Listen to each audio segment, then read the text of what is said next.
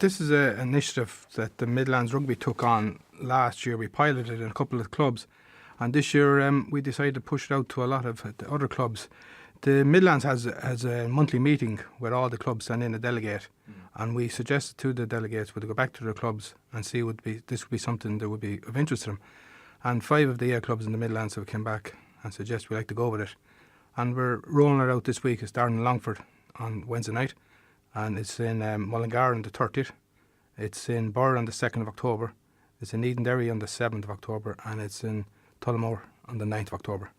I was at a few of the events last year and actually emceed one of them in Boris and Austria, and there is the suicide prevention side of things, but also there was a general mental health talk as well. What I thought was interesting is some of the people that came along weren't even involved in the sporting clubs in the town, but they came in to have a chat about mental health, and everyone had a chance to ask questions on the night, maybe to air some of the ideas. And particularly something that came up a lot was just, I suppose, young people trying to find something for them in their teenage years to keep them happy, to keep them engaged in the community as well, sometimes where friends have gone away and stuff like that as well. That's correct. Yeah, it's really a foundational course on mental health, and it just introduces the participants, gives them the key skills to identify young people who might be in trouble.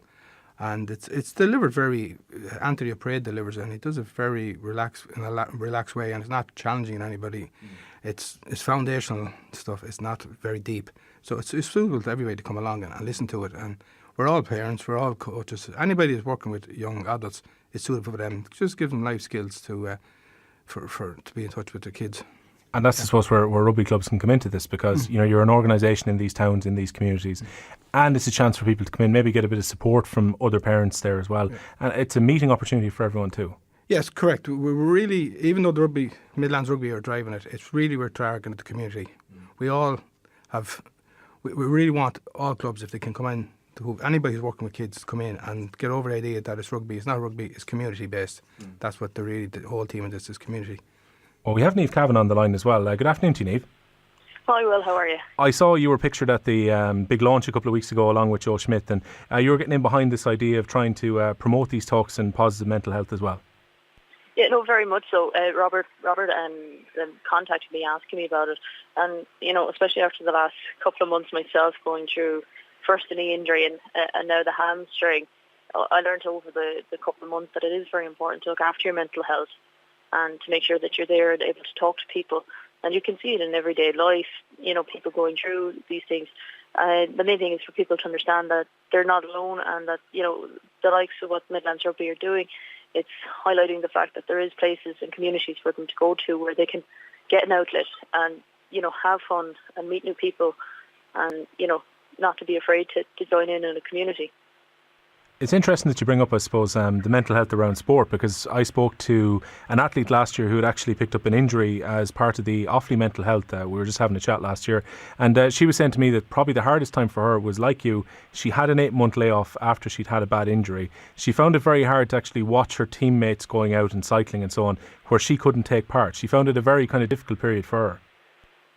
Yeah, no, it is. And even yesterday I went down to watch the Munster girls play against Connacht and to win the Interpros again this year. And, it is very, very, very hard to do. But the one thing is to remember that, if it wasn't for the injury, you're part of that team. But you're still there anyway. The girls welcome you with open arms. They love to see you there. And that's what gets you through it, is that, when you join these teams, it turns into a family and a lovely community to be a part of.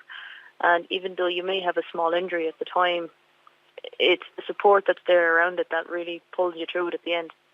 It was a fairly sweet way for Munster to win it yesterday as well. I think there was a late penalty to beat Connacht. Yeah, it was. It was nail-biting stuff there near the end, but it was a great game. Either side deserved to win it overall. Well, we know that Jill Draper from Tullamore had scored one of the tries for Connacht, so there were many people in Tullamore who were cheering on Connacht against your Munster friends yesterday, and they were very disappointed when that late try went in. But I suppose the thing, for you as well, Niamh, you're coming back from injury yourself, and I suppose 7 or 8 weeks ago since that hamstring was picked up. How's your recovery going? Recovery's going good. I'm hoping to be off the crutches now in the next 2 weeks, which, once again, it's a little goal and it's another little thing that gives you a boost. And, for people that are on injury, it's about setting goals and achieving them. And you'd be surprised how those little achievements can actually turn you around, because it can be quite a tough, difficult time both physically and mentally, because your mind wants your body to do things that it's not able to do. So by achieving the little goals in rehab and little steps, it really does help out. So hopefully now when I get off the crutches in the 2 weeks, it'll be a goal ticked off the list and on to the next one. And as anyone who's had a long-term injury will know, the worst thing you could do is actually push yourself too hard and pick up another knock along the way. Oh, very much so. It's, as I said, it's the little goals that will bring the overall achievement, and it's about realising that, especially for younger players. It's something that I learned the hard way last year with my knee. I kept pushing it too far, and then at Christmas I picked up another injury, related to it, that set me back another month or so in my rehab, and that all has a knock-on effect. So it's about being responsible, and it gets frustrating. It does, but you have to remember that it's overall the outcome of it will be that you'll be back playing sooner rather than pushing yourself too early. Well, Niamh, you spoke about the support you can get from coaches and teammates and so on. Were they around for you, particularly when you picked up your ACL and were out for nearly a year? Yeah, no, very much so. Like my teammates down here in Limerick and further afield in the Irish team were huge support for me, especially Niamh Briggs and Fiona Coughlin and my teammates with Bose, and I could name dozens more.